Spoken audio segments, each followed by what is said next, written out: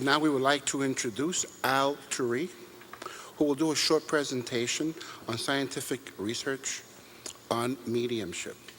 Al Turri was introduced to Spiritism by his wife Christine while dating in 2004. Raised in an Italian-American Catholic home in Miami, he was active in his local parish as a youth, but drifted away from religion for many years. He is now an active worker and frequent Spiritist speaker at the Allan Kardec Spiritist Center of Orlando, where he finally feels at home and among friends, freely studying and practicing his beliefs. He is a doctor of audiology and has a private practice in Orlando and Claremont, where he assists patients with hearing loss, dizziness, and tinnitus. Oh, duh. Welcome, Al Turri.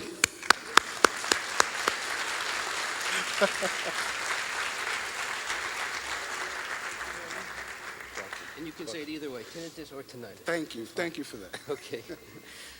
Hello, it's so nice to be here and see all of you in this wonderful venue. Where do I start? I obviously have a presentation to give you about scientific research, but I must say, I grew up about 30 minutes from here, a little bit south and pretty far west, and I met a gentleman backstage that looks like someone that I went to school with 25 years ago. And it takes you back to a different place, a different time, a different person, if you will. And if 25 years ago someone would have told me that mediumship exists, if a medium had come to me and told me in 25 years you're going to be standing on a stage speaking to a group of spiritists, which, by the way, you're a spiritist and an active worker in a spiritist center, I would have said, get out of here, what are you talking about? You know, but here I am talking to you. I gave a presentation at a regional symposium on the scientific evidence for reincarnation. I forget, 6 months ago. The time escapes me, but while preparing for that, I found it to be relatively easy, if you will, to find studies, to find evidence, at least things that other people or other scientists would at least say it had some structure. So when I was asked to do this, I said to myself, okay, it's very similar. It should be not very challenging. I was wrong. Mediumship and reincarnation are two different topics. So before I get into that a little bit, I have some questions for you. Tell me, if you would, by a show of hands, how many of you believe in mediumship? It's very bright, so I'm going to assume there's a lot of hands up, yes? Now, for those of you with your hands up, what I'd like you to do next is leave it up if you can prove it beyond a shadow of a doubt. I still can't see you, so I'm going to assume that some hands have dropped or no? No? Yes? Okay. Well, the reason some of those hands probably dropped is there's a different standard of proof between belief and scientific proof, if you will. Belief, the standard for belief is simply faith in the existence of mediumship. It's very easy for me to say I believe in mediumship. It's a lot more difficult, perhaps, for me to prove it. That doesn't mean it's difficult for everyone, but I would have a difficult time proving it based on science. The proof standard requires irrefutable evidence, acceptance by the majority, if you will, and that's truly obtained via research, studies that are designed to limit bias, to limit the influence of factors that can bias the study, and that's very difficult to do. And I think the biggest reason that is difficult with mediumship as opposed to perhaps the reincarnation topic is when I did the presentation on reincarnation, you can talk to children or individuals about these past lives that they envision, and you can actually do research and prove it, if you will, via that route.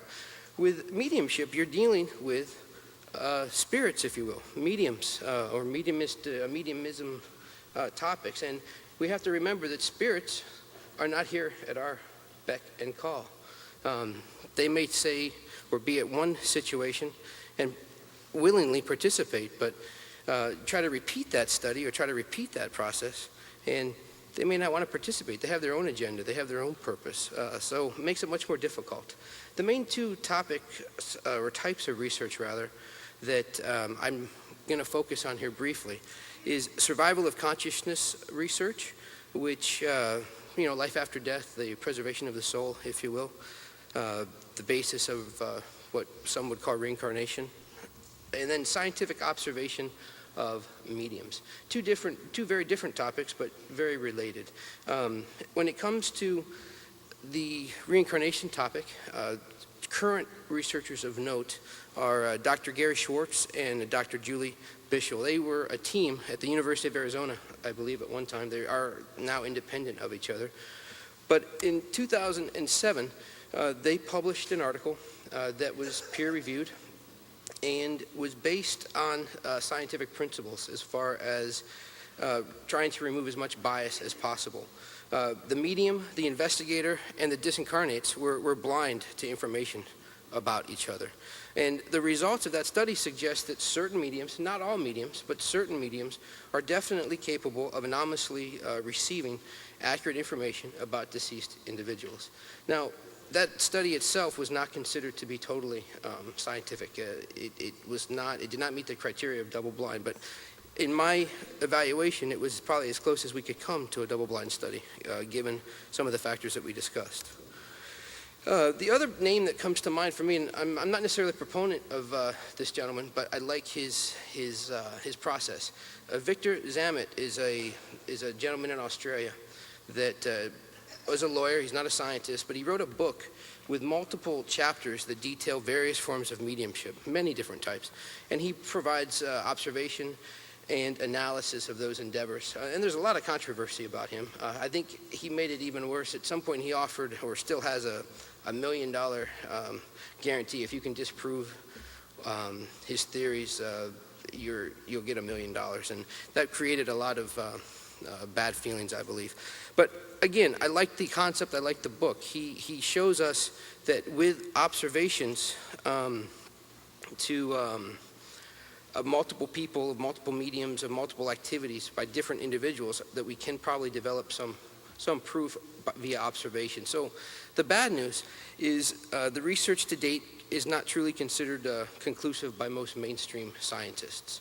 The double-blind structure and the repeatable outcomes that are the standard in science are not necessarily met with the studies that have been done thus far. And the research is considered to be biased by researchers' predisposed beliefs. So the good news is that mediumship is becoming more mainstream. It's reported on in the media frequently.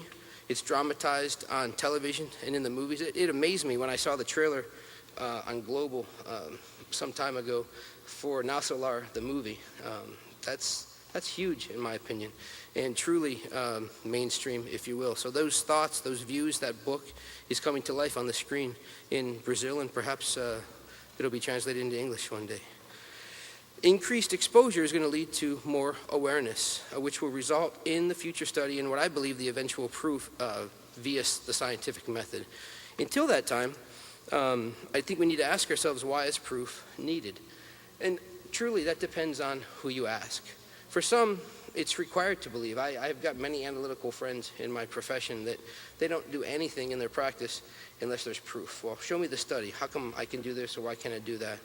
And that's just it. That's how they practice. For others, it's to perpetuate the cause. We all know people in our centers that are just totally dedicated, totally driven. And if you ask them what their mission is, it's to assimilate or to propagate or to spread the Spiritism throughout the Americas, if you will. Beautiful dedication, and that's their mission. So in that regard, scientific proof would help greatly. It would help to show non-believers, if you will, that, hey, this is real. It's not just something that we do or we can say we see and believe in, but it's actually real. So, from that perspective, I guess that would be beneficial. For many, myself included, I don't think scientific proof is required. Regardless of scientific proof, I'm a believer. And my belief, it's based on observation. Scientific research is great, and I would welcome it with open arms. But regardless of the amount of evidence, I know what I believe. I know what I've seen. I know how it's impacted my life and the life of my family, and the workers at the center where I am, how it influences the community in so many ways. So I don't need the proof, but it would be nice. I would not say no. But am I done? That mean I have to leave?